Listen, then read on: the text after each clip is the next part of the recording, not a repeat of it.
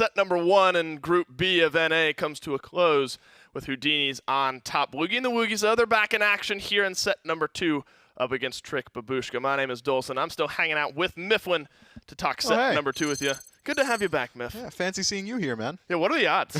Low. There's a lot of us casters, man. I guess that's true. But we saw a lot out of Bloogy and the Woogies. You know, they do fall in a 3-game set. Last game, probably the worst they looked throughout that entire set. So maybe you look at the set against Trick Babushka, a roster built of DayToRemeber, Mineral, ShadowChair, bigyuji, and Jingu Bang. This is a good opportunity for Bloogy and the Woogies to bounce back. However, these players are all well-tested players. They have SML experience as well as SPL experience. DayToRemeber especially has been around for so long. He was in the SPL in Season 2, I want to say. That's right off the top. I haven't checked the wiki chat. That's just me being around for a while. However, Jingu Bang as well has that SML experience. Yuji's been playing Pro League for a while as well as at that top level of SML. These are all guys that have been around for a long time. Mineral, SPL, you know, so we got to be worried. Yeah, I say it's a good opportunity for them for Bloogy and the Woogies to bounce back. Maybe not the best opportunity for them to bounce back. A game that, you know, you're starting to approach that 2-3 loss kind of category here in the groups, and that's tough. You know, you were able to make your way in through qualifiers, but that 3 wins is kind of the mark that you're starting to look towards in order to actually fully qualify into the SCC. So now you look towards Bloogy and the Woogies. You move towards picks and bans, Miff. Who are you maybe identifying here? I think Crimson had a massive set there for Bloogy and the Woogies. I think you got to maybe put a little extra emphasis on that lane. If you try and focus out Crimson, yes, that is good, but his god pool is deceptively large. Right. So I've played against this guy a lot. He's got Isis in the back pocket. He's got Thoth. He's got Poseidon. He's going to play whatever. He's a true student of the game in that he plays casuals every day and he just loves it. Sure. Absolute weirdo.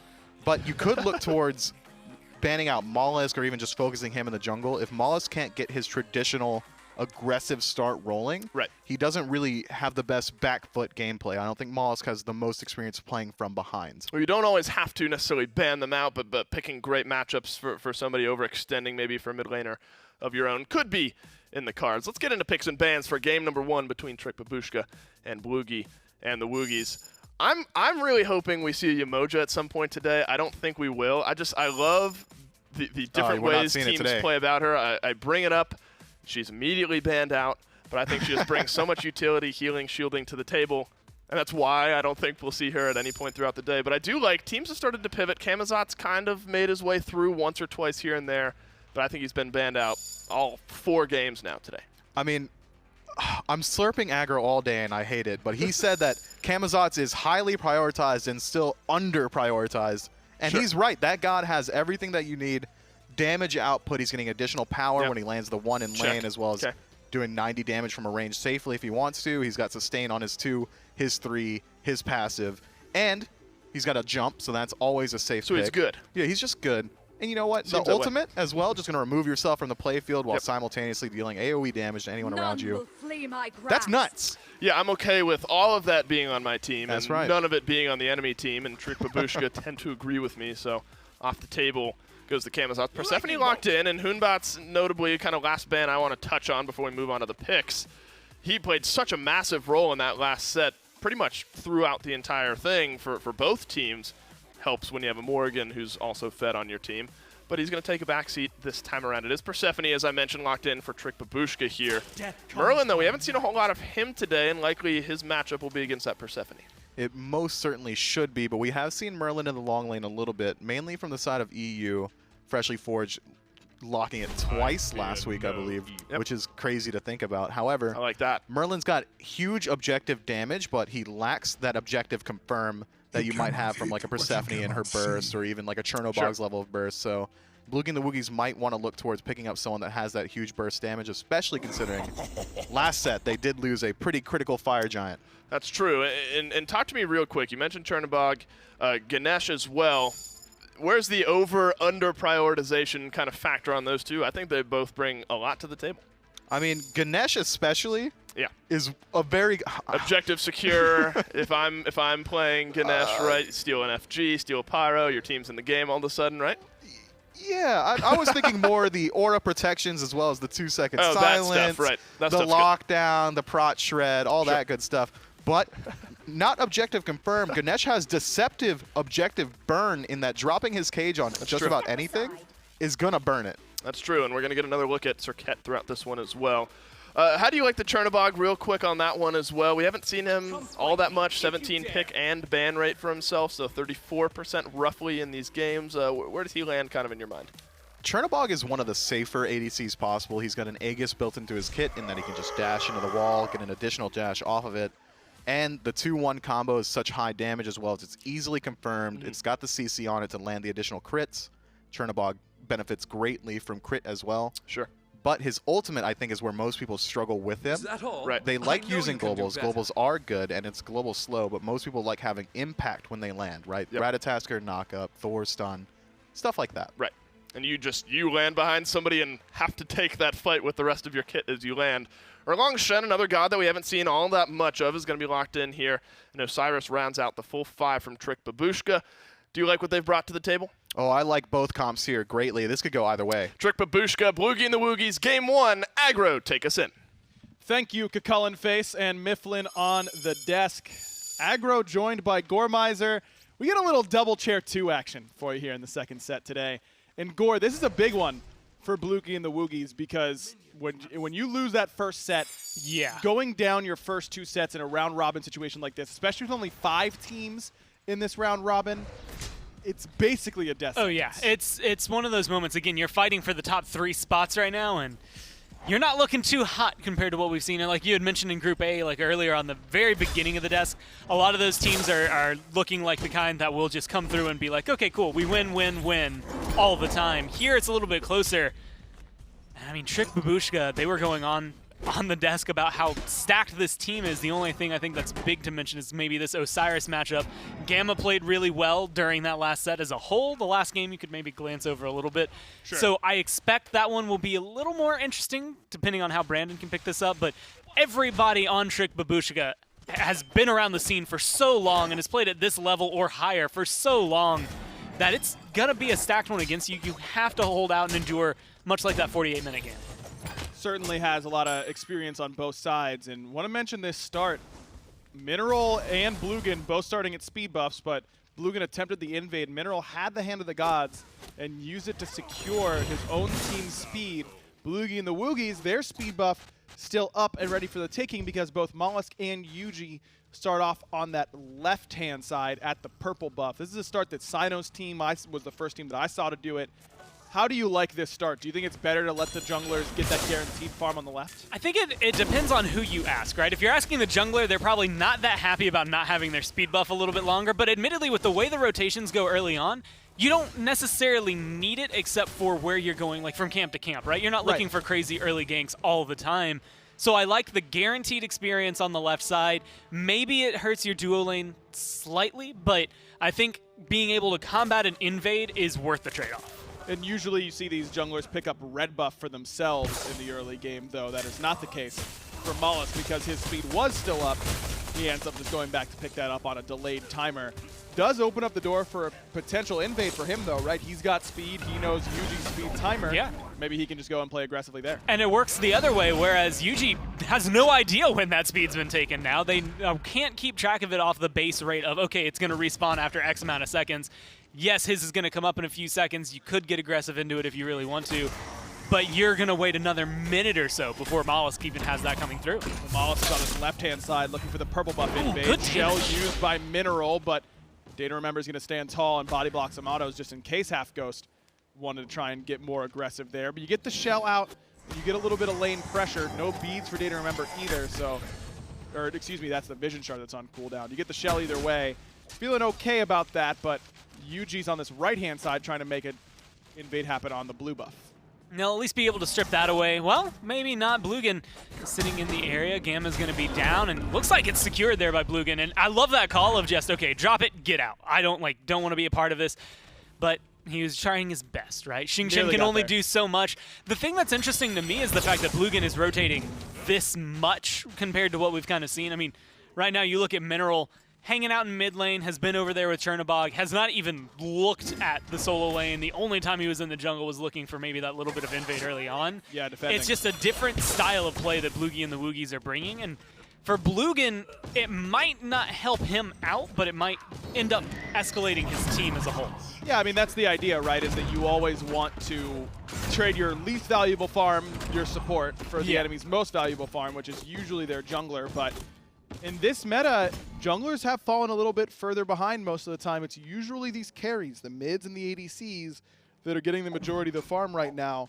Do you think that that's just because junglers haven't found their optimal routes quite yet? We're only a month into competition. Yeah, I mean, it's partially going to be from that, and it's also going to be how much the mid will then also rotate to take things away. You're not always seeing red buff get split with the jungler. Sometimes the mid will take it on their own, and things like that, where it's like the jungle camps aren't always just exclusively for the jungler.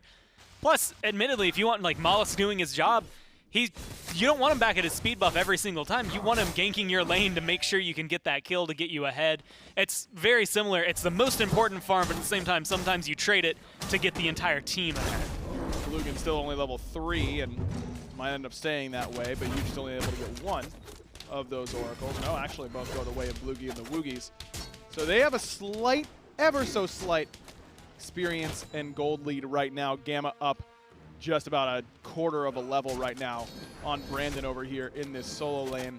But a couple differences in those mid builds. Boots into the Doomorb, Season 6-esque from Crimson on this Merlin. Yeah. Whereas ShadowChair's rushing that Book of Thoth. Doomorb has been, I want to say, glanced over. Like, Book of Thoth has been one of those items that, depending on who you look at, Kukulkan most notably is going to just insta-rush that. So it's not necessarily bad, and I think it fits with Persephone all right.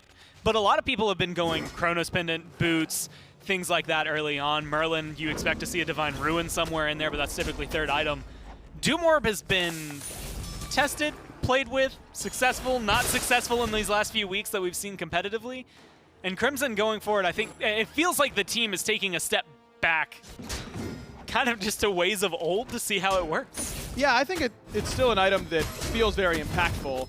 And Merlin's one of those gods that buffed Chronos Pendant does feel pretty good on, but passing up the 150+ power that Doomorb gives you can be difficult. It's a lot of power at times. I'm just surprised more at the ShadowChair build to not go cooldown on Persephone, because as you mentioned, the Book of Thoth power is great on her. Her scaling's pretty good, but you want to be dashing so aggressively often enough so that you can get that increased flower for the next toss. I mean, you want to ult as often as possible with Persephone. I'm just a little bit surprised. Buff Chronos Pendant, I feel like, helps her more than most. I'm wondering if it's going to be, obviously Boots should be next, just because if you go too long without movement speed, you are just fodder for the jungler on the other side. But if he gets Chronos Pendant later, like, you still get the benefit, I guess, as the fights start to roll out. If they're playing like the long con, 15, 16 minutes, they'll have that completely solidified. But right now, they haven't been able to find much. Bit off the mark, but that execute should be good. No ultimate for Brandon. First blood locked down, even without the Cobra's kiss. Just a good presence of mind. Gamma knew that Brandon had no ultimate. We're going to take those for free every single time with that Serqet. That's exactly what you want. Again, I'll trade up going for an invade or any kind of farm where it's just give me a kill. I don't care what it is, especially in solo lane. Gamma needs it, I think, more than anything. A huge impact that he had in the second game of their last set, so Bloogy and the Woogys know to put some priority onto that. Plus, I mean, Xbalanque has been over here. Halfghost has just been sitting around farming on his own for, what, 7 minutes now? He's perfectly fine. They don't necessarily need the pressure over here. X-Ball certainly not that lane bully or anything like that. He wants to wait until a little bit later on in those team fights. But DayToRemeber can also affect the map globally, but more with his presence than anything else. That Living Nightmare ultimate will actually transport him to the fight and not just affect it from a distance like Halfghost's ultimate. I feel like that's it's an interesting response to the Chernobog, who's been a very popular pick. We haven't seen nearly as much X-Ball, though today he's been pretty heavily prioritized. I wonder if that's the reasoning, that you can help out on fights even without being able to rotate. And I'll say this, and this is actually something I got to talk about in Paladins yesterday as well, but it's just, and when you don't think about it that often, but not being able to see for 6 seconds really sucks in game. Like, it's just so difficult, especially in a huge team fight where you're looking at DayToRemeber. Where are you shooting? Like, you're hoping that's going to be hitting somebody, and you're hoping it's the target you want it to be, but you're not always going to be in the mindset of knowing the team fight that intimately during Darkest of Night. So Halfghost, it's one of those ults that, yeah, losing its stun kind of hurt, but at the same time, not being able to see for 6 seconds still hurts you just as much. It's still really, really strong for sure. I mean, it really hurts the long-range mages more than anybody else. ShadowChair could be lining up a great ult, and then turn out the lights, and all of a sudden that fight becomes a lot easier for Bloogy and the Woogys. It's just a matter of timing oftentimes with that ultimate. And when Rage is really good as well, Xbalanque really likes that because you get assists for affecting the fight over on the right-hand side. Oh yeah, it's the easiest way to get stacks. So you just stack up that Rage pretty simply. Good damage on a molluskk, but Blugin gonna get aggressive. That's gonna force DayToRemeber into the wall and pull out Yuji's ultimate, but still an attempted invade that does not go the way of Bloogy and the Woogys. Blugin gonna pick up Mineral and toss it back to Crimson, but Crimson doesn't have a lot of buttons available in order to help him out. Now Blugin may have been caught unawares. Ultimate comes through from ShadowChair, but it does not latch on to Blugin. He's gonna jump on out of there.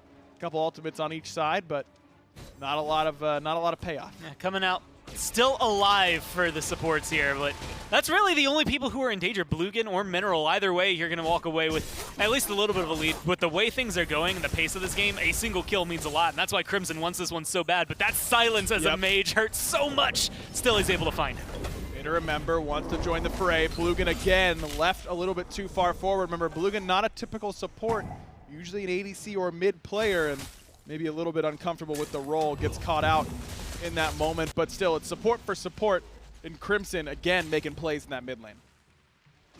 I think him getting aggressive there, Crimson specifically, it's the read. First off, you have Doom Orb, you want to get aggressive, much like this. Get rid of ShadowChair, get him out of there, get yourself another kill, and molluskk needs to be able to disengage safely, and will be able to do so from this Persephone. But if you've gotten the Doom Orb, you know that this Persephone is going to be a lot more susceptible, won't have her cooldowns up, the dash isn't going to be up anywhere near as often. If you can collapse on her, get your kills because you've gone for an aggressive build, you've gone for something power-oriented. Might as well use it. I agree. You certainly have the potential to win those 2v1s as Merlin. Even at this point in the game, you're basically maxed on your 1 and 2. Yeah. That's when your power spike really, really becomes noticeable, and Crim doing just that. Oracle battle goes the way of Trick Babushka. They get both of those, and worth noting that Mineral has a pretty substantial lead right now on Blugin. Again, Blugin not the usual support player. Mineral in the SPL last year with Obey Alliance. That support difference starting to show a little bit, about a 1.5 lead for Mineral, and he already has those Gauntlet of Thieves stacking, whereas Blugin's still waiting.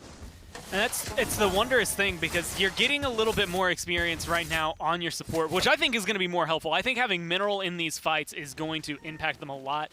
But you are trading it out for Crimson having that level lead in mid lane, right? You're losing a little bit over in the duo lane, but you're winning if you're Bloogy and the Woogys in the solo lane. So it's a little bit of trade-offs everywhere. And the question is what Crimson will be able to do in a lot of these rotations versus what we're going to see. With Mineral having that little bit of extra farm, like you said, having the Gauntlet of Thieves already 10 stacks over Blugin, I think it's going to be worthwhile for objective fights, Gold Fury, which I expect to see in the next 4-ish minutes from one of these teams. But it's not enough to make me think, man, Crimson's doing poorly here. Like, Crimson is absolutely driving this team forward for Blugin. Blugin gonna pick up Yuji and toss him towards Crimson, but a great ultimate from Mineral's gonna lock down Blugin. He's got nowhere to go. Molluskk gonna join him, a double kill for Yuji, but all the credit goes to Mineral there. Halfghost might be the third. Indeed it will. A triple kill for Yuji. And that Gold Fury not gonna need 4 minutes, Gormizer. That thing is ready right now.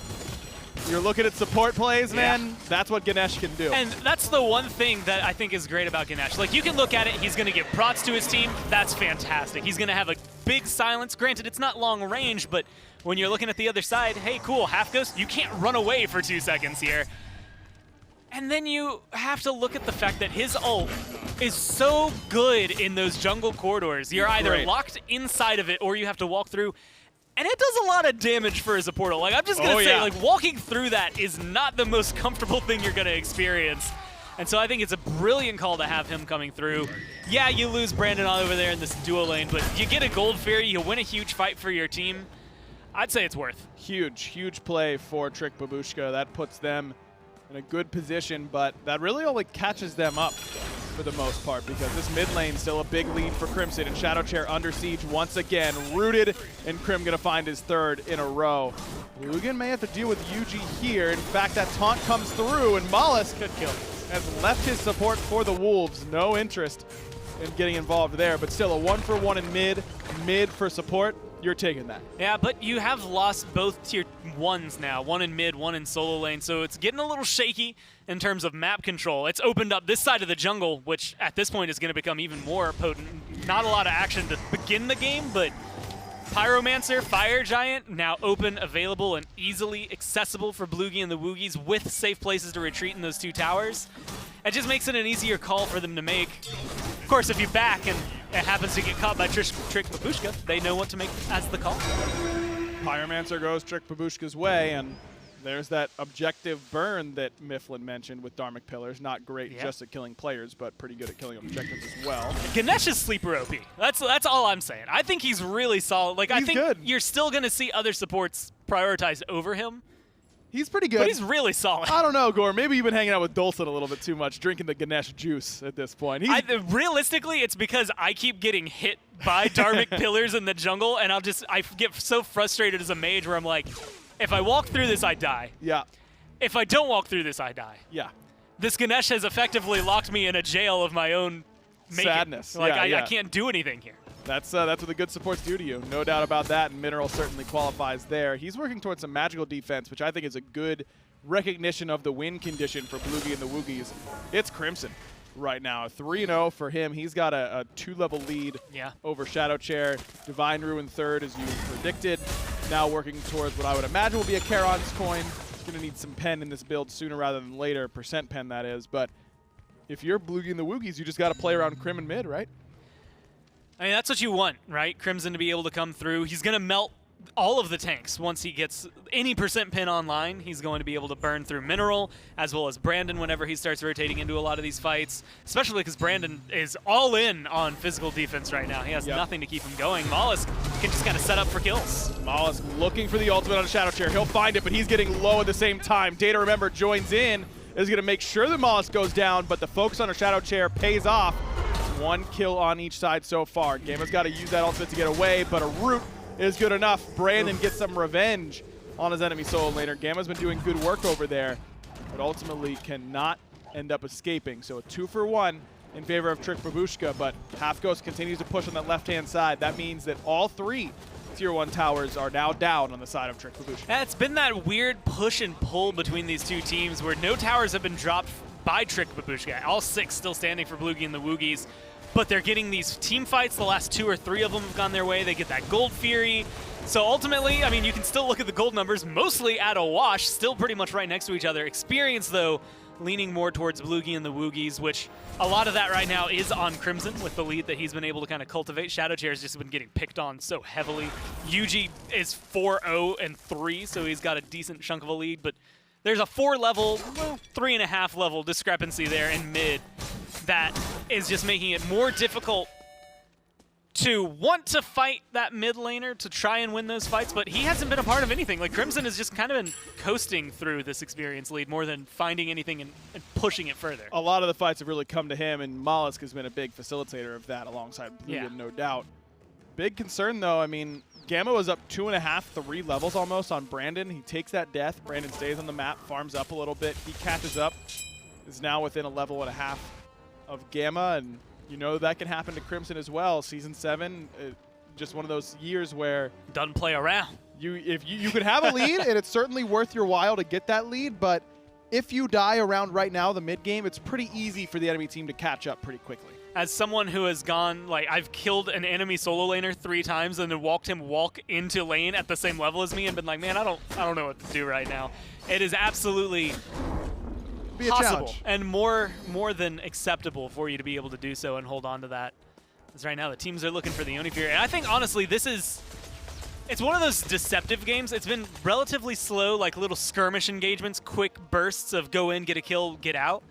But it starts to ramp up right about now. 18 minutes in, a single kill means way more than just, oh, we got a kill. It's the Oni Fury, and potentially is a Pyromancer once it respawns. Halfghost has already used that ultimate. It's a big initiation. DayToRemeber going to use his ultimate alongside Mineral, but a big pickup from Blugin. Not enough damage on the other side. molluskk, what? Where did he go? ShadowChair gets revenge on the enemy jungler and gets himself a double kill while he's at it. Blugin going to join molluskk. That's the 2 who have been diving him all game, and certainly ShadowChair has had enough of that.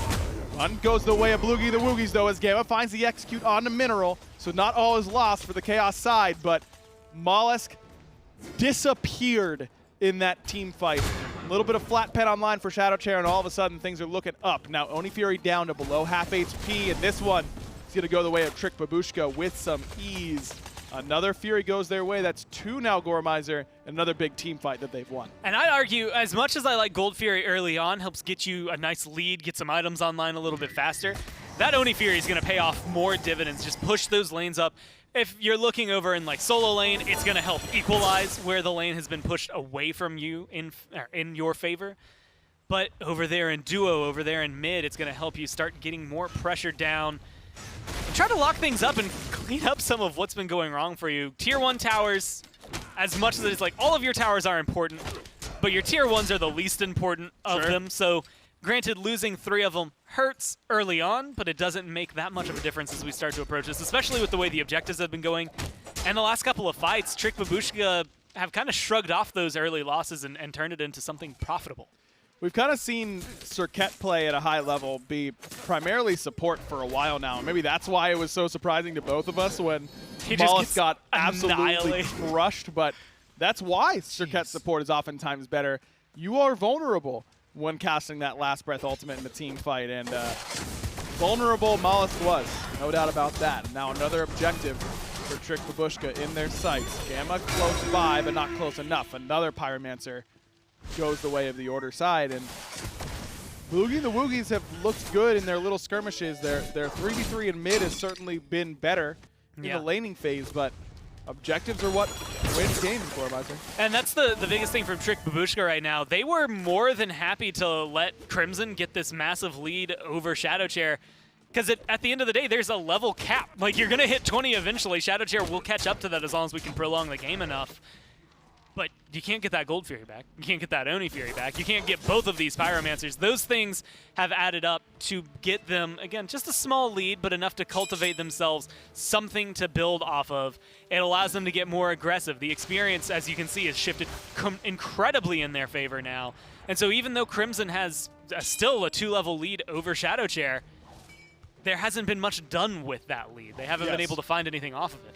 Their front line has been continually getting blown up, so it's hard for Crimson to step up and leverage that lead, whereas ShadowChair has the long-range ultimate, so you can use that from basically wherever.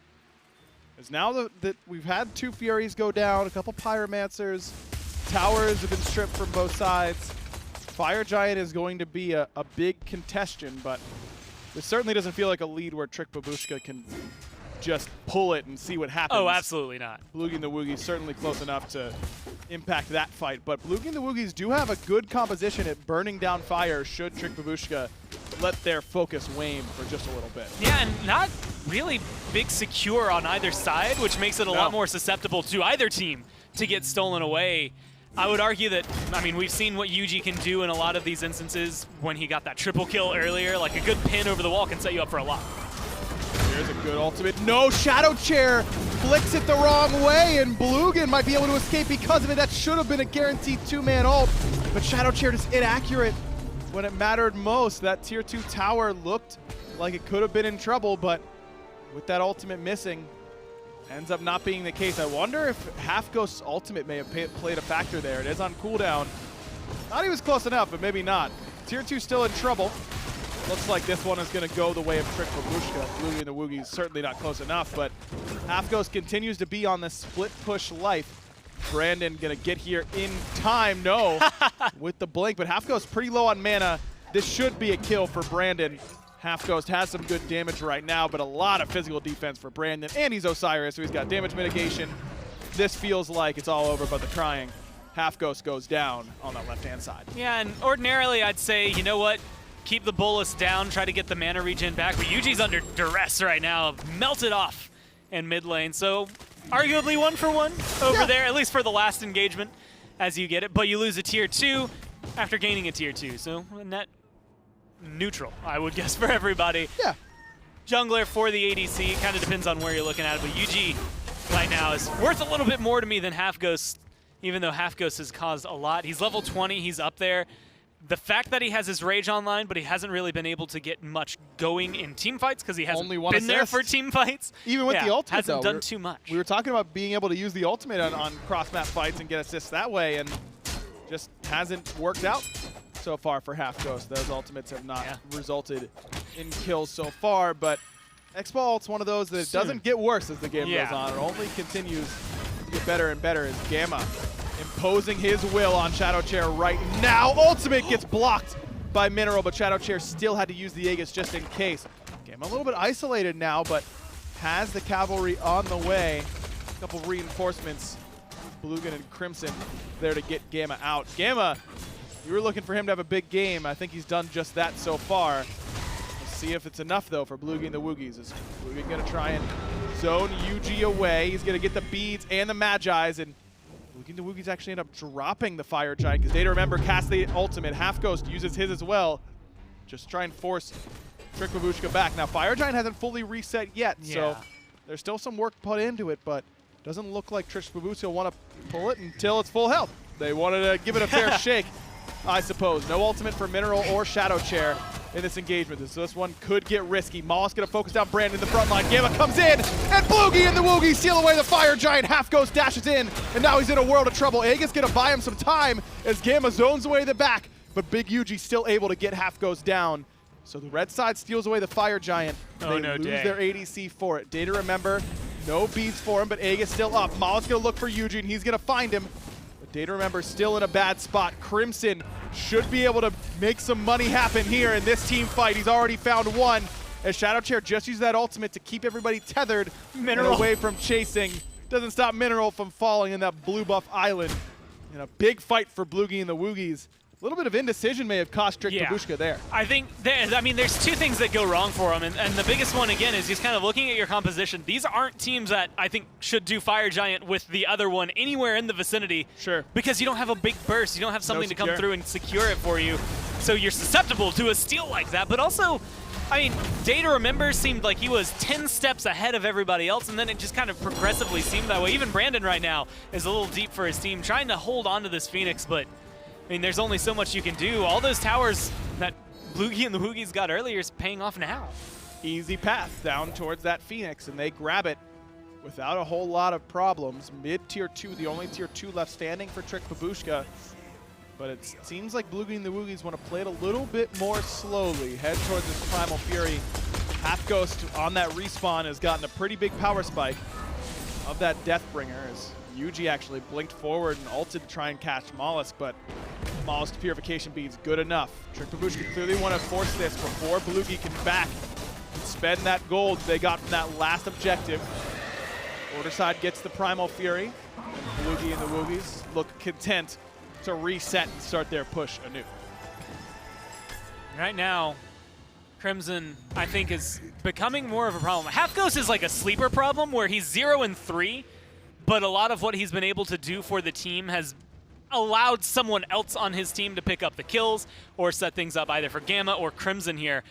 Crimson hasn't died, and that needs to change, I think, if you want to start finding success for Trick Babushka. It's just too much burn on your team, good peel if he does it right as well.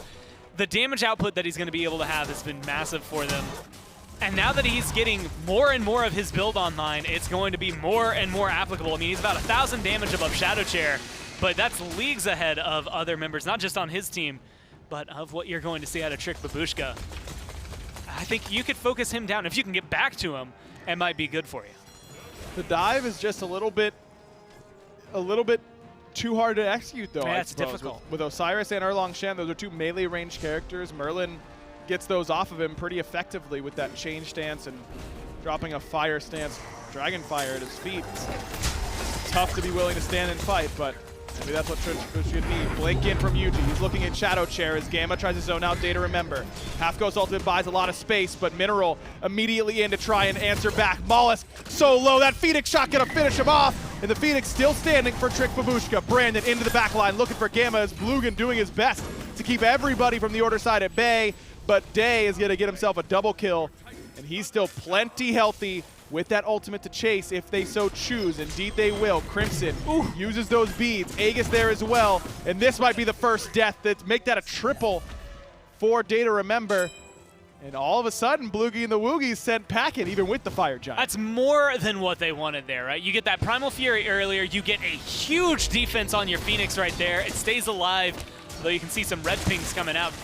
Halfghost maybe still in his split push mindset, might want to go back over there and see what he can do, but you should push this as hard as you can. Do what you can when you can with this advantage. Fire Giant still has a minute before coming up, so you don't want to die. You have to play it carefully. But if you play with what you have, there's still 2 towers standing. You could potentially push at least one more of those. With everyone backing off, though, it looks like they're going to call it hands off, wait for the Fire Giant Pyromancer over there, and kind of set up for the next fight.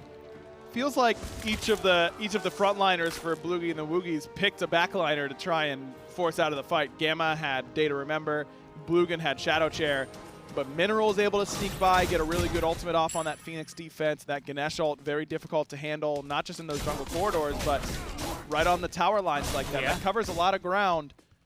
I feel like Halfghost maybe using that ultimate a little bit too early as well. He's often initiating fights with it.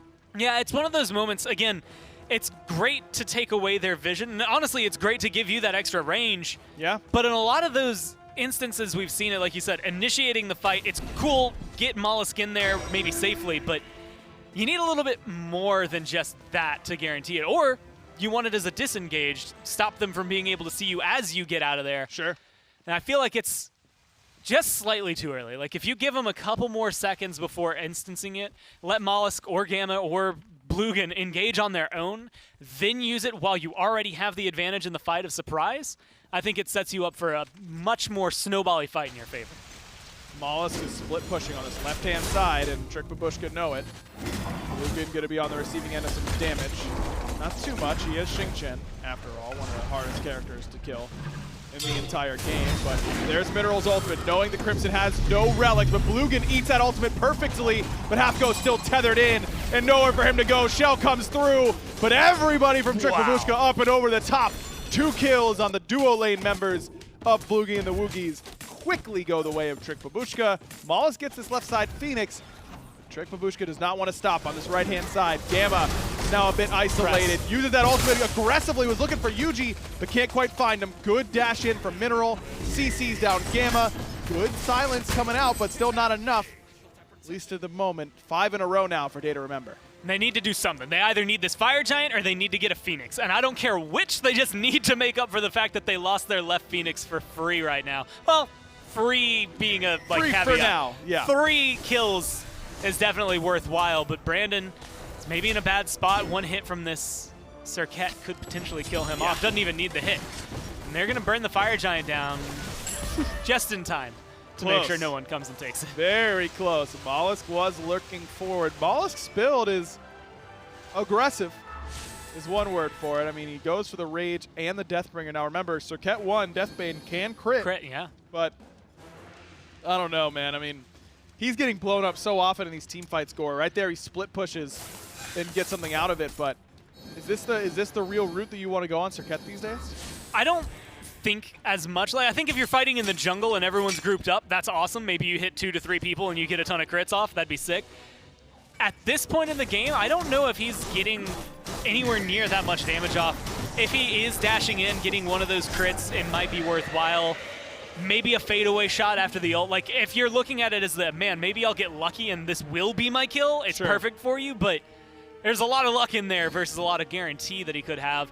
I also think it's got like this weird combo with the mantle, where it's just like, maybe I can like stun everyone or root everyone right here and then crit them right afterward and see where that goes. So I think he can make it work, but I don't know if it's my, I'm going to go straight into that because of this reason. Well, now he has a Titan's Bane, so that'll help deal damage to these tanks, even with the crits, though. Brandon does have that Spectral Armor, an item that I would expect to see a lot more of for your frontliners these days. With Rage being this good, Spectral Armor, anti-crit defense item, usually a good option. Nemean Lion taking a nerf coming into this year, so certainly one that you might see more of instead of that Nemean Lion, as this Fire Giant is working so far for Babushka. They got that left side tier 2, now the middle tier 2.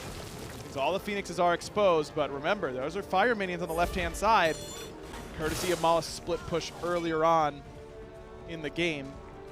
Both sides pretty much full build right now. Relic's all up as well. This one's going to be an honest team fight on a Phoenix. Still have, well, 3 seconds left there for Halfghost. If you could have found a way to pick him off in that 5-second window, it would have been brilliant for them, but he's so comfortably inside his base that everyone's going to come into this feeling fresh. Granted, upgraded Aegis and beads over there for DayToRemeber, so if he burns them early on, you can play it slower and you might be able to come into this the second fight, I would say, feeling a little bit more comfortable. This is where things always stall out because, yeah, you have Fire Giant, and honestly, you could burn this Phoenix down no problem. It's can you do it while Blugin is swinging 3 of your members to his backline? That's always the question. Blugin up front. Going to root onto Brandon. Gamma takes a little bit more damage than he probably wanted to off the outset as Yuji splits mid. Nice He gets forced back, but gets about 20% on that mid Phoenix. Cost molluskk his blink as well, which is big. Yuji didn't even lose that Magi's blessing. This is not where you want to fight up against Persephone, though, because ShadowChair has made a garden.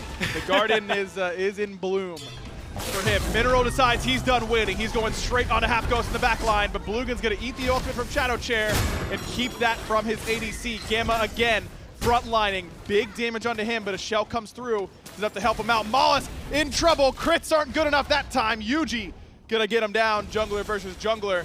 Crimson tries to wrap around that right-hand side. Left Phoenix falls. Trick Babushka, Fire Giant only on them for about 25 more seconds. Decide that they've pushed their luck enough.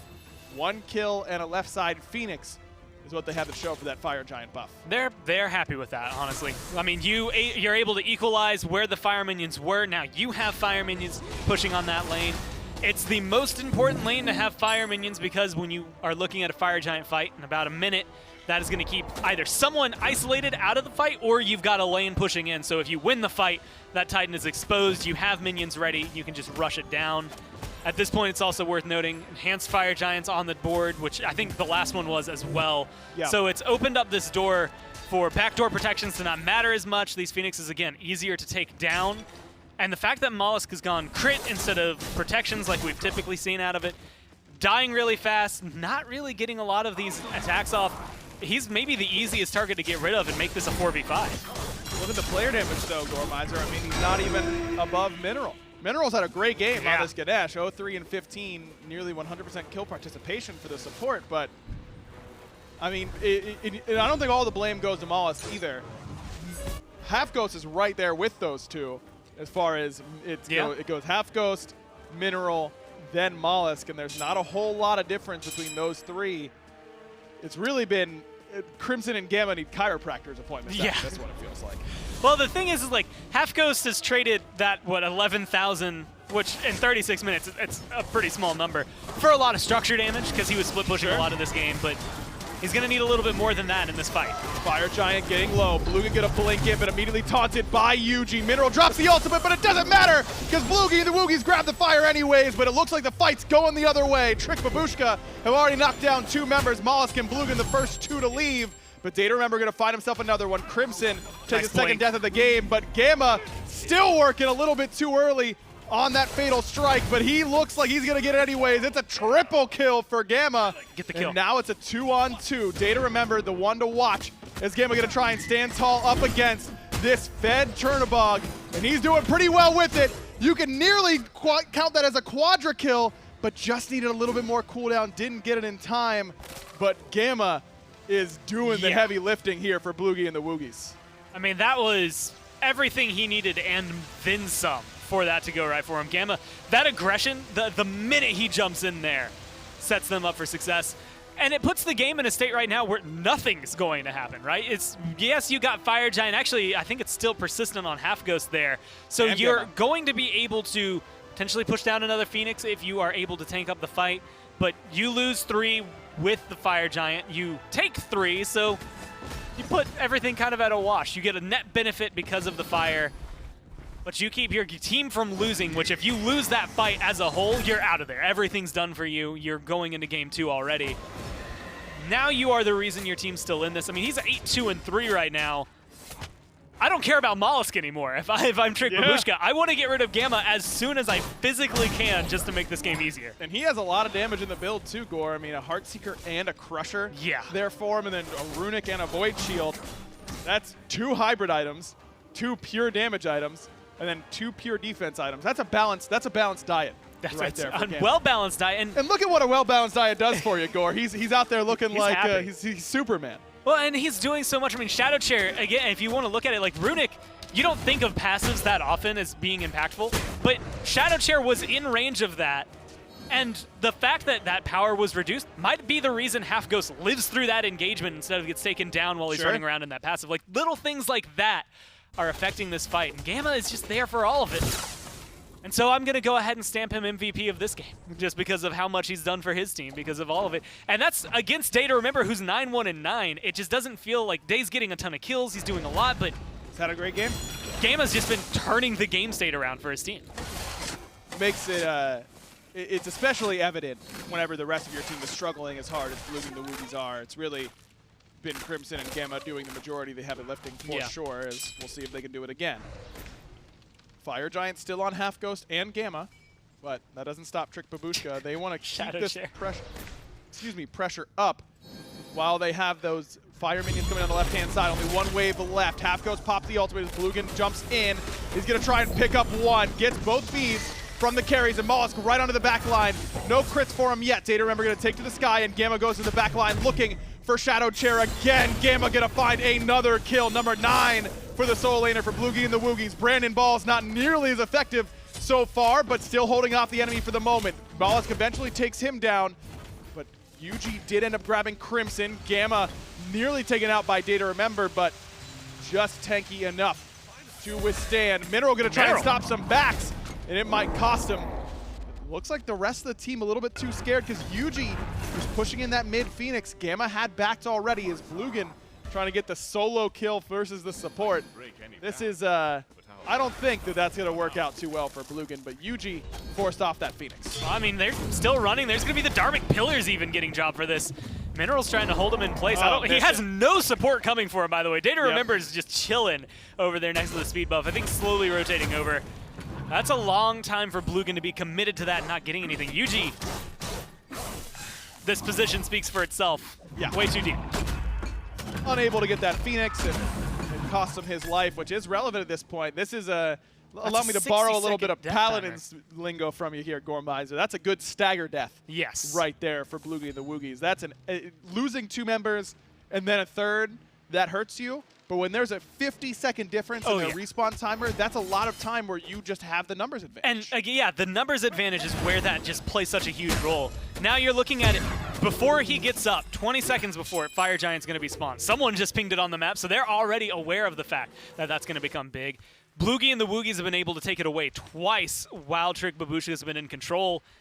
And you just put yourself at a deficit. I think without Yuji, without the taunt that Erlang has as well, you don't have as much room to get to the back line to cause a lot of disruption for them.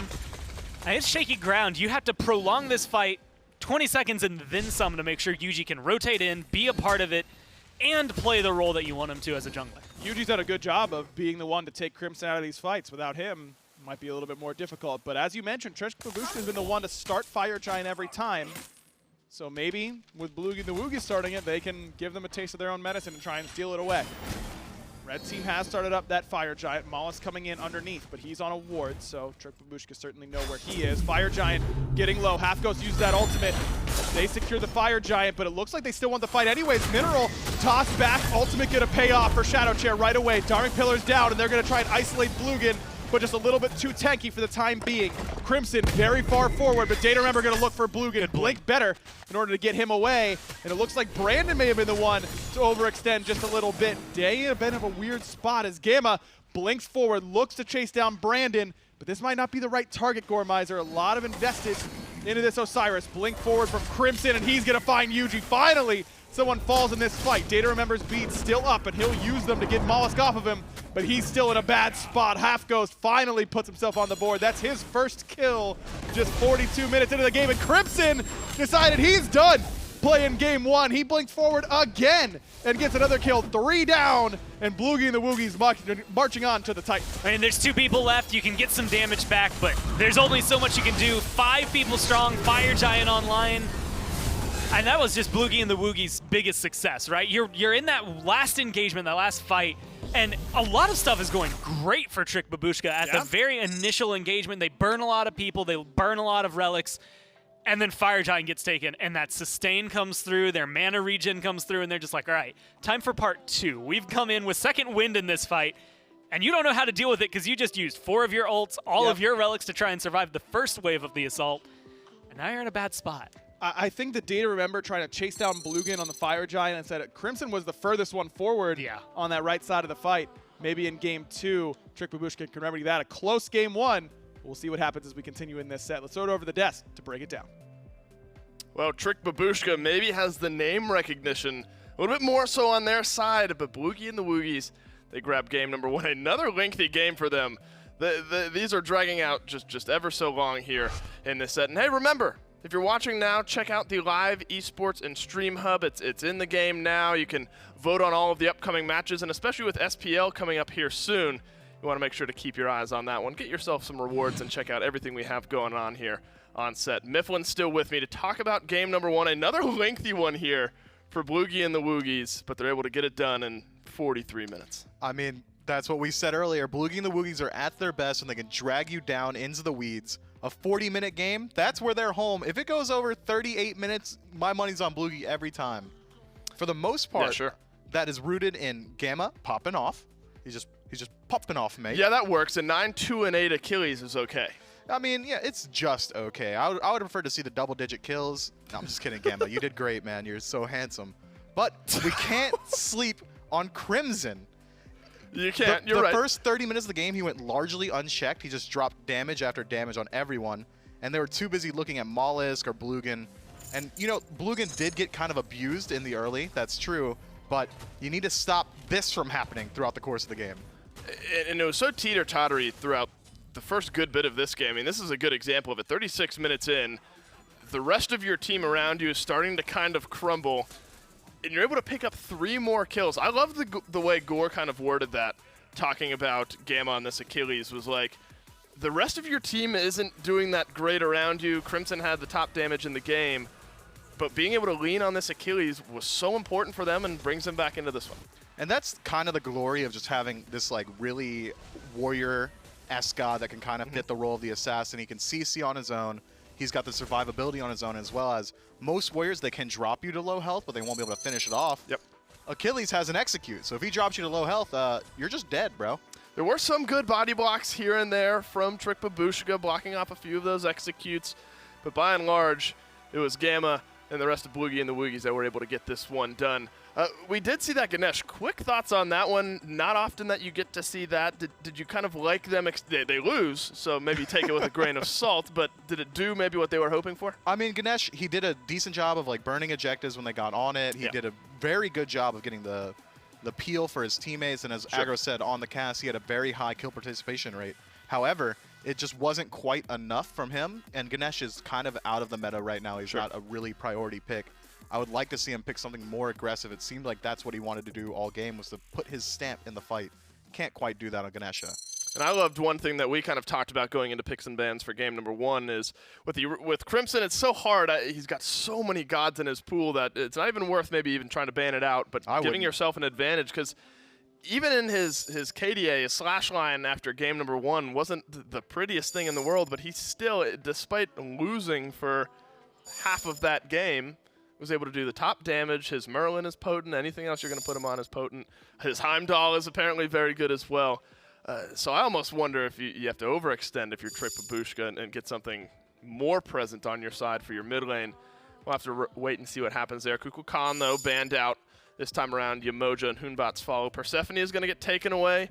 Heimdall and Morrigan, all gods that we have seen, have big impact on games today. Yeah, these are largely standard bans, but they have shifted a little bit. Hunbots is a new focus in these banning phases. Hunbots has always been potent. I mean, you can't have Fear No Evil and be bad. You put that on any god, it's going to be a good character. However, this shift in focus, I think, really is implying that people aren't really comfortable with the new meta yet, because there are more powerful gods than Hunbots. Hunbots is a vanilla pick, a very bread and butter. Every jungler should have it in their back pocket, and I think that's what's coming to fruition here. I like the way you word that. I mean, lots of it is standard, maybe with a little bit shifted in here and there, and Camazotz is kind of what jumps to mind there. He's effectively banned out almost in all of the games that we see. Every once in a while, some other god will take his place, and this time is an example of that. Does make it through here for Bloogy and the Woogys, but we have seen flexibility. Whether that's a jungle Kama or a solo Camazotz remains to be seen. Camazotz is largely at home in the solo lane. His jungle is not bad by no means. It's still a top-tier jungler, but Camazotz's sustain and damage and just trade potential in lane is so high that there's really no reason to put him anywhere else. The only reason I would take Camazotz out of solo is if you have another bully god that you're immensely comfortable on. Sure. Your King Arthurs, your Achilles, and seeing it here, this could also be another Achilles solo game, but I happen to know personally that molluskk has a nutty Achilles. Interesting. So something to keep our mind on as we move through these picks and bans. Always tough to kind of call these drafts because some teams have these kind of up-the-sleeve strategies that they kind of rotate gods into different roles, so we'll have to see where those two end up. Presence on the mid lane in the second round of bans for Bloogy and the Woogys. They take away that Scylla, realizing that Trick Babushka still need to pick one up for themselves. Lock in Chernobog here, a god that had a massive role in game one, didn't get the win, but still very potent, especially once you get some good kills on that side. Jormungandr and Raijin locked in here for Trick Babushka. That's a dangerous pickup in the Raijin. His early game is abysmal. It's just bad. Raijin's not going to be good in the early. Yep. And if you take a peek over at Bloogy and the Woogys, it's either going to be a Camazotz running at you as the jungler. You're not going to be able to deal with that as Raijin. The damage output's not enough. Or it's going to be Achilles running at you. And again, that's high aggression out of the jungle. Raijin going to struggle until around level 13 or 14. I would have liked to see either a higher damage output god out of the mid laner or maybe potentially something safer. Well, Thanatos is a fan favorite in my elo of ranked games, but not something we often see here in some of these higher tier games. What do you make of him? I mean, percentage damage in his kit, as well as the huge stim to movement speed and penetration, especially now that penetration's a little bit weaker. And another execute. Executes are always good. Well, Bloogy and the Woogys are able to take game one in 43 minutes. Can they take the entire set in game two? We'll have to wait and find out. Thank you, Dave and Mifflin. Trick Babushka trying to bounce back after a tough game one loss up against Bloogy and the Woogys. And Yuji going to one of his signature picks in the Thanatos. But this is a pretty feast or famine selection, Gormizer. Are you comfortable with this pick here for Trick Babushka? I am, but it's only because, like you said, he has a lot of experience on it. It's very strong early game. That one is just undeniable. Thanatos early on can melt people. But he transitions well into the late game if you play him properly, and that's like the big caveat that always comes with a Thanatos. It's not just how aggressive are you early. Late game, you're not anywhere near as in your face. Yeah, you could melt down Crimson here, you could melt down Halfghost, but when it comes to like molluskk, Gamma, Blugin, you're looking to be the execute machine. Whether it's executes or just stuns off of your ult at like 30 minutes, those are things to, I think, look forward. So Yuji is on a curve. And I want to see how he plays that curve because that determines much of how well Trick Babushka do. Certainly a pick that has potential to transition well if you can find those spots, as you highlighted. And Raijin, a god that can get people in execute range from a pretty safe distance, so maybe that'll end up working out pretty well. But the big pick, the big story for picks and bans for me was that Trick Babushka decided to go Xbalanque first overall and leave the Camazotz open. Yeah, trading a Xbalanque for Camazotz Merlin. I don't know where the actual equivalent exchange is, but I don't think they got the right exchange rate going on for him. Camazotz has been so good, and it's just sustain, the ability to take himself out of a fight if he does find himself in trouble, and more often than not, enough times he can come back in afterward and then sustain again, get back into the fight. So he lives pretty healthily, and honestly, that's more than enough, I think, to make him potent. And honestly, more than enough to make him a first pick. Letting him through, I expected to cause a lot of trouble. I was expecting it to go to Gamma, though. I mean, Gamma has the all-star performance in game number one. Then you get the option for who is likely the best solo laner in the whole game right now, which is Camazotz. But you decide to put it in the jungle and let Gamma reprise that Achilles from last game. Is that the way that you preferred this setup? Would you have liked to see Gamma get the Camazotz, or do you think letting him go back to the god he just dominated on is the call? Honestly, I think letting him go back, you have enough coming out of him in terms of the executes. He has enough experience based on the last game to know where he's going to go. We know his build works out pretty well for him as well. And I think it works out more in the sense that they picked it in a such vague position that you don't know, is it going to be solo or not. Now you're coming into it and you absolutely can recognize molluskk in the jungle, but are you going to be able to handle it? Is it going to be more potent there? I think, honestly, it can pick on this Raijin a little bit. Raijin is safe for the most part because of his dash, but there's a lot of times that maybe you can catch him out. You're definitely going to be able to out-sustain him. And more than anything, you're going to help get Crimson ahead again, which was a pretty big factor in your success towards the end of that last game. Certainly at this point in the early game as well. I mean, that's, yeah, true. That was really where he ate a lot of his, made a lot of his hay, for sure, was in the early to mid game. But ShadowChair on a safer selection in the Raijin this time around, a god that also builds Divine Ruin very well, which is always something you have to keep in mind when going up against Camazotz. Gamma didn't have to worry about too much anti-heal last game on the Achilles, and that ends up playing a role a lot of the time. I will be floored if we don't see one this time around, as Halfghost actually just going to use his ultimate as a teleport to get back in the lane, but he's not going to go aggressive with it, certainly not with Mineral here. And I'm wondering, actually, now that I'm looking at it, how things are going to translate for this duo lane. Because they've just swapped roles, right? I mean, you have Xbalanque now for Day, and we saw Halfghost, a lot of where his presence was. The last couple of team fights, he was big. For the first, I would argue, maybe 20 minutes of the game, if not longer, he was just kind of chilling in duo lane still, looking for towers, looking for phoenixes. He was a split push machine. And I think now we'll have to see if Day does something similar because of the fact that those rotations will be coming out of Halfghost this time around, or if he's going to maybe commit to these rotations a little bit earlier, try to get his own passive going, but also just be more of a part of these fights for his team as a whole. I feel like he's got to be rotating more than he was last game. I mean, you've got the global ultimate that lets you rotate this time around instead of just affect those fights, but we'll see if that's the decision or the route that he wants to go. Worth noting, by the way, that Blugin did start off with that Hand of the Gods and has not used it quite yet. There was no contest on the speed buff, so he ends up keeping it in the inventory. I wonder if it's I just sell it afterwards to try and recoup some gold instead of just using it. I would figure that you would just end up using it on a red buff or something like that. Actually, it looks like it's exactly what he did. Just decided to use it on red and speed up the clear a little bit. Do whatever he can, get himself out of there. Yeah, may as well, right? You already bought it. May as well spend the gold. Oh, Yuji getting aggressive.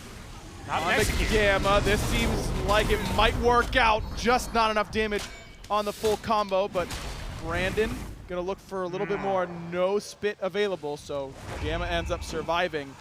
Gamma does not rush into that Glad Shield as you would expect. Instead, he picked up a Runic right away, helps him out trade Brandon a little bit better, but makes him more vulnerable to Yuji's aggression. And honestly, if you're going to take that kind of hit from Yuji, I mean, that was the full kit dump from Yuji, and he was still able to get away from it.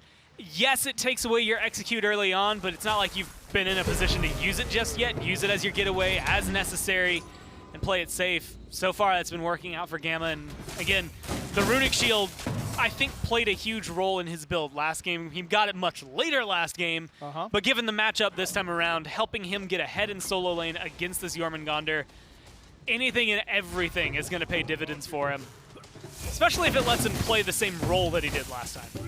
And it makes sense. You want to end up matching almost what Brandon ends up going, because he goes the magical version of Runic Shield, or the physical and crowning defense as the version, which is that Jade Emperor's crown core on Jorm, because it allows him to stalemate just about any lane with that extra protection, a little bit of power, and the power reduction. Same can be said for Gamma, but Gamma's not really trying to stalemate the lane. He's trying to be the lane bully. Runic Shield still lets you do that, potentially.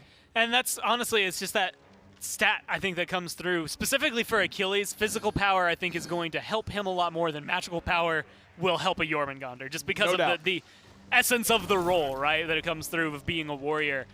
And so Gamma, I think, more impactful rotations when those start to happen, as well as more impactful team fights that are going to be able to come through from the team. Or just 1v1s here in the solo lane as they just hang out. Blink in from molluskk, looking for DayToRemeber. Day loses the dash, and molluskk seems content, though Halfghost may want to keep this one going. Beads are still up for DayToRemeber, and so Halfghost just going to land back where he was. Kind of a big investment to just get that ult, though, Gore. I mean, you trade Blink and one of your own ults, but Blugin now going to get aggressive once again. molluskk going to try and get him, but it's Blugin who claims first blood. That epic uppercut. Yuji, hello! Oh. That scythe healing was nuts. molluskk, you want to talk about sustain? Thanatos been doing it longer, homie. That's the real sustain assassin. 1 for 1, but molluskk at least gets first blood for his side. I always kind of forget that about Thanatos. It's not just the scythe healing, but also once you get that kill, you get a little bit more healing in there as well. So a lot of sustain for him, like you said. But man, that was fast. That was just in tandem with each other. That happened so quickly. And molluskk has been on the receiving end of a lot of those kinds of deaths where he just gets erased on the spot. I still think it's good on him to get the kill, but considering the investment to kill Day versus the investment to kill molluskk, you come out ahead, at least in ults used.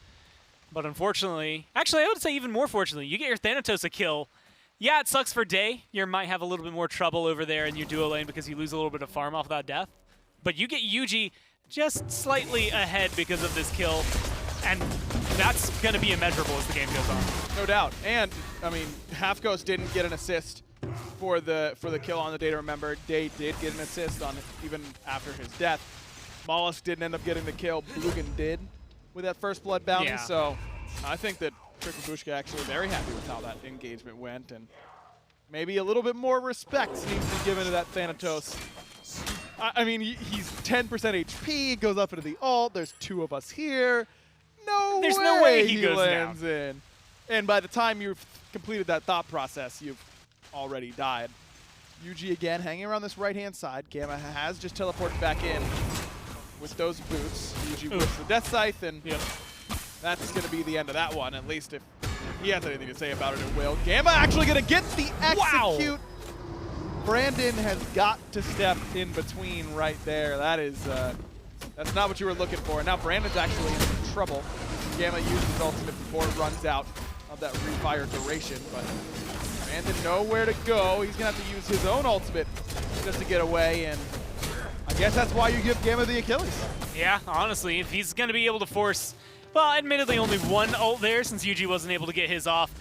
But he gets a kill in the process, and now he has control of the lane. I mean, look how deep they're going over there. Camazotz is still getting aggressive. They might even want to dive a tier 2. So they're actually going to pull back, but they're keeping him engaged to make this Gold Fury a little easier.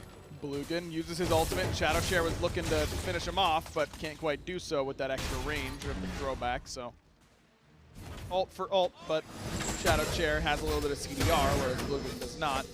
Meanwhile, Gamma and molluskk on the other side of the map taking advantage of all that pressure that Gamma earned for himself and pull the Pyromancer, but this is not as easy as it looks. It still goes their way, but molluskk completely out of mana. Gamma gonna get executed. Yuji returns the favor on the old execute, and Yuji gonna look to stay aggressive now, sort of getting a little bit of that momentum. Blugin gonna stop him in his tracks, but maybe a little bit too ambitious on that Pyromancer pool this early in the game. I mean, they're able to get not fully away with it, but I think it's worth the call, right? Again, like you said, ambitious, but you're going to take a little bit of a dip back in your favor. I think if Blugin isn't over there, it's a lot worse for Wear, because you not only get that execute, but then Crimson is left dead in the water for Yuji. molluskk has a lot of potential to try and fight back into it, and here's a good example. On his left-hand side. He's been spending a lot of time on that right, but hey, X-Ball Dash goes pretty far. Pretty tough to chase him down consistently. Blugin here, but on a ward very clearly. So this one will not catch Trick Babushka off guard.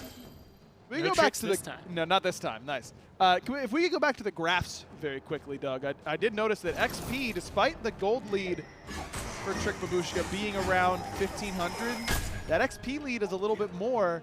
They're doing pretty well. Remember, this is with Bloogy Woogys getting first blood and getting that Pyromancer.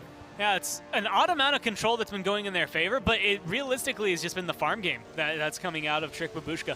Whether it comes down to the buffs, but also the steals they've been able to go in forward with. Just a couple of buffs camps, I think, stripped away, as well as the neutral objectives. If you look at like the mid Harpies, as well as the Harpies right there to give the vision over the Gold Fury. It's small things like that that are going to help keep you in this game. And yeah, on their own, those don't mean anything. But when you add them all together, you jump up pretty heavily in where you are in XP. At this point, we'll see if they can use it. Yuji gonna toss a couple abilities onto molluskk. Divine Ruin done for both mid mages, so the sustain for both junglers is going to be lessened if they're hit by anything with the mid mages. But Yuji actually goes for the cooldown option and not Brawler's Beatstick. Blink in from Blugin, no jump for the mid lane ShadowChair, and Blugin again finds another kill. He and the Woogys getting the job done, I suppose, especially with this Kumbhakarna. This should open up the tier 1 tower pretty easily as Halfghost has ulted over to join the fray. Mineral gonna jump in. That'll cost him his ultimate, but I don't think that the red side wants any more of that. Mineral, bit of a wasted ult there though, and that's one that can end up being impactful around these Gold Fury fights. Yeah, I mean, when you're looking at trying to melt objectives, Merlin is going to be my #1 go-to, but Mineral in his ult, applying that buff to everyone on his team, all of a sudden, yes, your team is going to melt this objective. And Gold Fury, since it's on the chopping board right now, for one of these teams to potentially try and pull and get away with, you've got to be careful about stuff like that because Crimson can burn this down. The best thing for Trick Babushka this time, though, is having Raijin, having that ult. It's not the same burst that you get of like out of a I'm a monster from a Scylla, but it's enough burst that you can say, hey, I can confirm that. Gold getting lower, but Yuji is nowhere to be found. Bloogy and the Woogys have gotten the Gold Fury. As Yuji just now rejoins the fray. I don't know if the Chaos side had some good wards, saw Yuji back, but they knew it one way or the other, and they forced Trick Babushka into a bad spot. So now that lead has gone for Trick Babushka and is now in favor of Bloogy and the Woogys, just ever so slightly in gold, not even a full 1K. But to go down from down about 2,000 to up about 900, that's a pretty worthwhile trade. Yeah, and we're getting to the point where experience, while it's still important, is kind of the lesser of the two. Once you hit like 15 to 20, everything's a lot closer between everybody. That 1 point difference will still make a big impact on team fights, but you're looking at, do you have that 4th item? Do you have that 5th item started for a lot of these players? Transcendence just now capped off for molluskk, whereas you have Yuji starting to stack it. But it equalizes that deficit that was occurring in the jungle. It allows this mid laner for Crimson to get a little further ahead in his items, and now he's going to deal a little more damage. These fights, you're going to feel more impact from the Merlin, and that's just, it's a slow spiral to demise if you don't handle it well if you Trick Babushka. But luckily, they're still at the very top, so they don't have to worry too much about it yet. They just can't afford another big objective like that going not in their favor. No, but there's nothing that could happen to them right now. I mean, yeah. I don't think that Bloogy and the Woogys are going to pull Fire Giant, but Pyromancer is certainly an option. Ward there from Crimson to try and start that process. Mineral going to try and de-ward, and unsuccessful. Nice Eclipse pull by Crimson. Secures that ward coverage for Bloogy and the Woogys, at least until Brandon walks over and burns down the enemy ward. No sentries left in inventory for Bloogy and the Woogys, while still plenty of wards ready to go for Trick Babushka. Wonder if some backs are still due on the side of Bloogy and the Woogys. Rotation over this left-hand side. Blugin on the way. Halfghost steps up, dodges the scythe, and as per usual, missed the one. Better run. Blugin not going to miss his ultimate. Is Yuji going to try and get that ultimate off, but it's not going to be good enough. No beads in time for him. ShadowChair going to put some good damage onto Blugin, but he dodges the 3rd and 4th shots. Blugin might be dying to Mineral's dot, but Mineral looks like he's going to be dying either way. Yeah. Brandon comes up and over the top, does dunk down onto Blugin and secures him, and with that Yorm Breath, should be able to finish him off before he gets out of the passive, so at least Trick Babushka gets 1, but it's a 2-for-1 favor in favor of Bloogy and the Woogys. Oh, but they were in the perfect position. They weren't really waiting for Brandon. They just happened to be in the area taking the red buff away. But they did see him come through. DayToRemeber now not necessarily safe under this tier 1 with Gamma around, but with 2 members of his team nearby, I expect this to be a call from Bloogy to get out of there. They might still want to fight this, and honestly, they're in a position they could try to turn it around on Brandon. But molluskk is on the right side of the map, so no rotation coming. Day, week, but no one from Bloogy and the Woogys healthy enough to keep that fight going. Still, it seems like you can tell that Trick Babushka know how important this game is to them. They can effectively eliminate Bloogy and the Woogys by winning this set, but they are down 1-0 in this best of 3. Bloogy and the Woogys 1 game away from putting themselves back in a position where they can still qualify into that challenger circuit. Top 3 go only, so cannot afford to go 0-2. Definitely not, and especially not early on, right? I mean, you have a bunch of big names in this group. You've got to be very careful where those losses go to. And honestly, a team like Houdini's, you don't expect to pull as ahead as they did. Whereas Trick Babushka, like, if you swapped the two as of right now, I would believe it. They still have a lot to work on in this game, but, I mean, there's some confusing things going on. Bloogy and the Woogys so far have been able to take a lot more of the team calls. Mineral has a very different approach to the support build. This game has completely foregone the Gauntlet of Thieves. And granted, he's got magical protection, he's got the sovereignty. It's just the question of whether or not it's going to end up paying off for them later. Whereas for Blugin, again, everything's a lot more standard, but obviously the fight's been going his way. He's 2-1-1. He's done good work so far on this Kumbhakarna. First time we've seen him off the Xing so far in either set. He's been a Xing main for now. Crimson gets stunned and scythe. That's a good third of his HP off the table right away. But Blugin gonna try and zone Yuji away. Halfghost channels the ult, but won't pick a target. Instead, just drops right back down at his feet. So an ult for an ult. DayToRemeber also use that Darkest of Nights. Mineral stepping forward, hammer onto Blugin, but Scythe wasn't there to follow up that time. Blink it from molluskk. He's looking for ShadowChair, but ShadowChair still has the jump. He's gonna go up and over that red buff wall, but no, he actually went up and over because of Blugin. Now he goes up and over that red buff wall. Has Yuji in trouble? What do you know? It's Gima once again with a big execute. Good hammer coming from Mineral, damage coming through from ShadowChair, but Crim's gonna look to take down his enemy mid laner and burn him down. He does. 3 kills, or 7 kills I should say, for Bloogy and the Woogys as Brandon locked down, slowed in that Dragon Fire, just not enough damage. And molluskk is looking for the right-hand side. Halfghost with his second kill, and Brandon, the lone snake, trying to wiggle his way up the duo lane. Got that stealth, but Crimson ready to go. 3 in a row for him, 10 in total for Bloogy and the Woogys. A clean deicide for the Chaos side, and a Primal Fury awaiting. They should be able to push at least one tower off of this. Tier 1 and left if they want to. The wave's going to be going forward. They have time that they could potentially try to swing a Fire Giant, but it might be a dangerous call with who's going to be respawning. A bit too low. And so I like where they are, where it's just, you know what? Let's steal the jungle. Let's push what we can in terms of objectives. As long as we get a tower out of this. We took speed away, so Yuji's already tilted. We're set. He is upset, for sure. All junglers, as soon as you lose the speed, it's the worst. You can't be feeling good about that. I don't even jungle and I get upset when my jungler loses their speed. You feel it for them, for sure. It's just like, man, you seem a lot slower than you used to be. If only we could, like, do something about that. Speed that up a little bit. Bloogy and the Woogys might be trying to speed up the pace of this game because it's been pretty close so far, but all of a sudden you look up, they've got a 6K lead. Experience is heavily in their favor. 3 levels in both mid and jungle. Right now, level 18 for molluskk, level 20 for Crimson, who continues to farm very, very well. Everybody with a level lead on Bloogy and the Woogys saved the solo lane, but Gima certainly made his mark on this one yet again. But what do you know, another game where Crimson looks phenomenal in the mid lane. Yeah. Level 20, 3-0.